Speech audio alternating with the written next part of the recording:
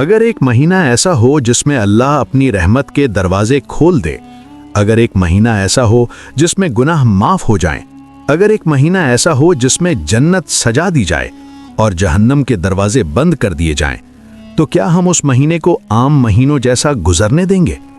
ये कोई आम महीना नहीं, यह है माह रमज़ान, वो महीना जिसमें कुरान नाजिल हुआ, वो महीना जिसमें रोज़ा फ़र्ज हुआ, वो महीना जिसमें एक रात 1000 महीनों से बेहतर है। मगर सवाल ये है, क्या हम रमज़ान की असल फजीलत को समझ पाए हैं? आज की इस वीडियो में हम बात करेंगे माह रमज़ान की फजीलत की, कुरान और हदीस की रोशनी में। रमज़ान इस्लाम का सबसे बरकत वाला महीना है। अल्लाह कुरान में फरमाता है, शहरो रमदान अल्लज़ी उन्ज़िला फ़ीहिल कुरान, यानी रमज़ान वो महीना है जिसमें कुरान नाजिल हुआ। इस बात से ही रमज़ान की अज़मत का अंदाज़ा हो जाता है।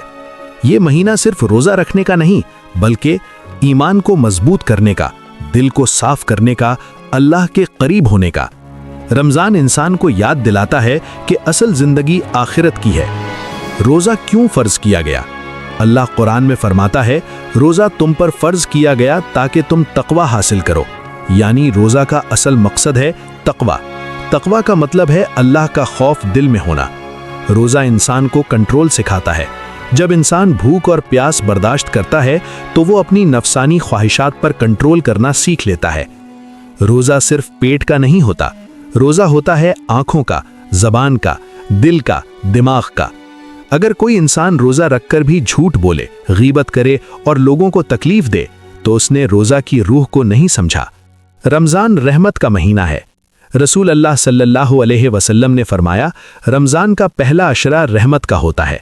इसका मतलब है अल्लाह अपनी रहमत बरसाता है। लोगों के दिल नरम हो जाते हैं, लोग ज़्यादा इबादत करते हैं, मसाजिदें भर जाती हैं। ये महीना इंसान को अल्लाह की तरफ वापस लाता है।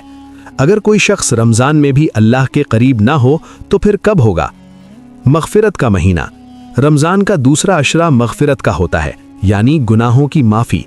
हदीस में आता है, जो शख्स ईमान और अजर की नीयत से रमज़ान के रोज़े रखता है, उसके पिछले गुनाह माफ़ कर दिए जाते हैं। सोचिए कितना बड़ा मौका है।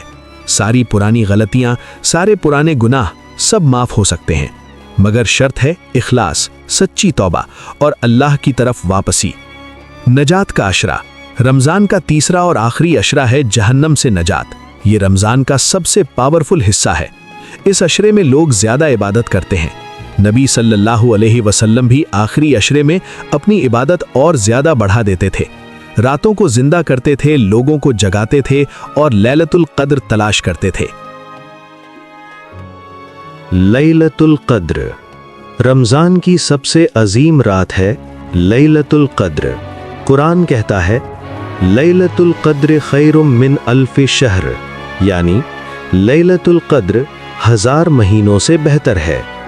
1000 महीने यानी 83 साल से ज़्यादा।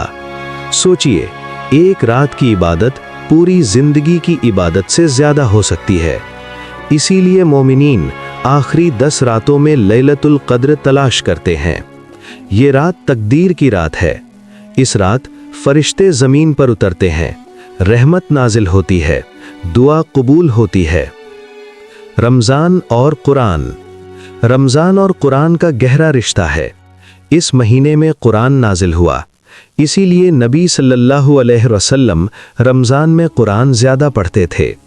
आज भी दुनिया भर के मुसलमान रमज़ान में कुरान ख़त्म करने की कोशिश करते हैं। कुरान सिर्फ पढ़ने की किताब नहीं, ये ज़िंदगी जीने का तरीक़ा है। रमज़ान हमें कुरान के करीब लाता है। रोज़ादार के लिए जन्नत। हदीस में आता है, जन्नत में एक दरवाज़ा है जिसका नाम रैयान है। इस दरवाजे से सिर्फ रोज़ादार दाखिल होंगे। जब आखिरी रोज़ादार अंदर चला जाएगा